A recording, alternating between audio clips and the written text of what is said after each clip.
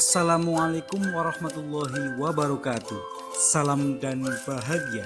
Perkenalkan, saya Nova Abadul Fahmi, calon guru penggerak Angkatan 7, akan memaparkan koneksi antar materi modul 2.2 pembelajaran sosial dan emosional.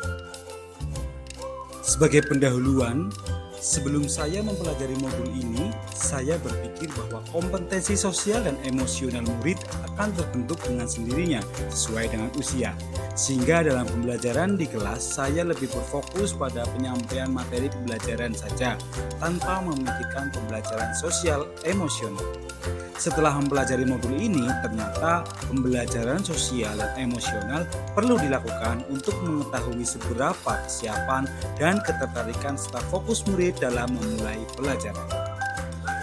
Pembelajaran sosial emosional perlu sebagai upaya preventif meningkatnya jumlah kasus perundungan, tawuran, penyalahgunaan obat-obatan terlarang, pernikahan usia dini, dan kehamilan di bawah usia. Murid yang memiliki motivasi belajar rendah hingga putus sekolah.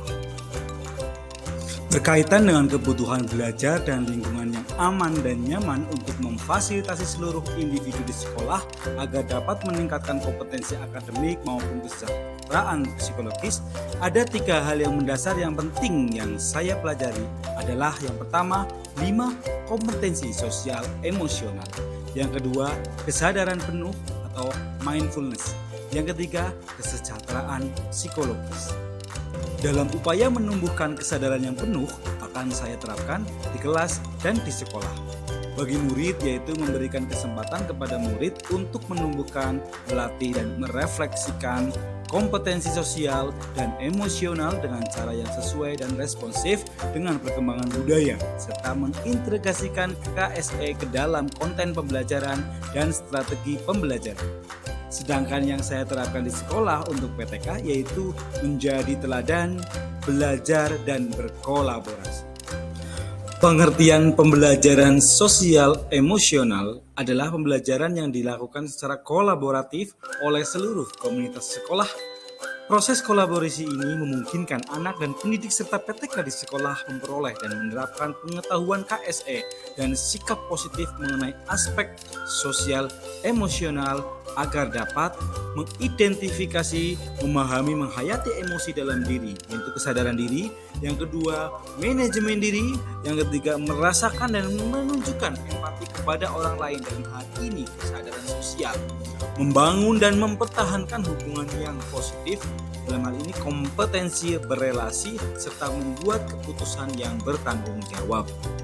Pengertian kesadaran penuh adalah kesadaran yang muncul ketika seseorang memberikan perhatian secara sengaja pada kondisi saat sekarang dilandasi rasa ingin tahu dan kebaikan.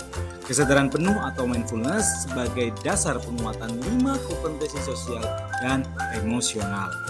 Praktek kesadaran penuh dapat menggunakan teknik STOP, yaitu Stop, Take a Breath, Observe, and Proceed.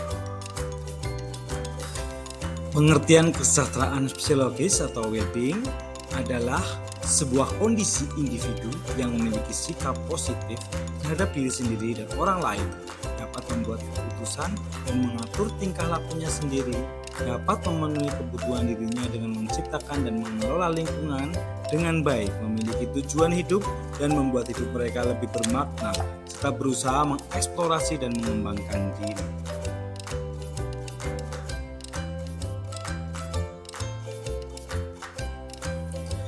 Kaitan PSE dengan filosofi KHD, yaitu guru dapat membantu anak atau peserta didik dalam mencapai keselamatan dan kebahagiaan jika mereka dapat memiliki kesadaran diri dan mengelola emosi dengan baik, sehingga mampu berempati dan berinteraksi dengan baik serta membuat keputusan yang bertanggung jawab.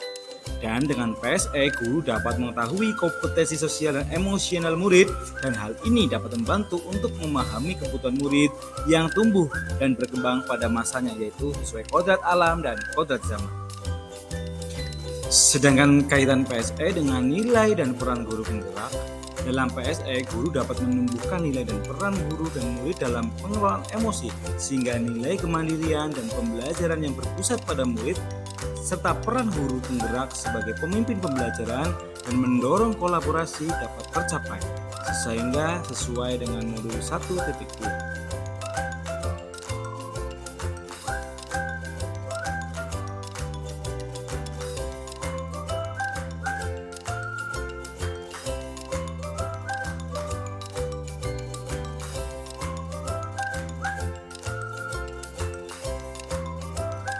Berikutnya adalah keterkaitan PSE dengan budaya positif. Melalui PSE, guru dan murid dapat memahami dan mengenali emosi masing-masing sehingga dapat menerapkan budaya positif secara sadar diri dan dapat memanage diri sesuai dengan keyakinan kelas maupun budaya positif yang ada di sekolah. Yang terakhir, kaitan antara PSE dengan pembelajaran berdiferensiasi. PSE dapat dilakukan untuk mengidentifikasi emosi dan karakter siswa yang dapat digunakan sebagai dasar pemenuhan belajar berdiferensiasi berdasarkan minat siswa. Hal ini sesuai dengan modul 2.1 pembelajaran berdiferensiasi. Terima kasih, sekian dari saya. Semoga bermanfaat. Salam guru hebat, salam guru penggerak, salam dan bahagia. Sampai bertemu lagi di kesempatan berikutnya.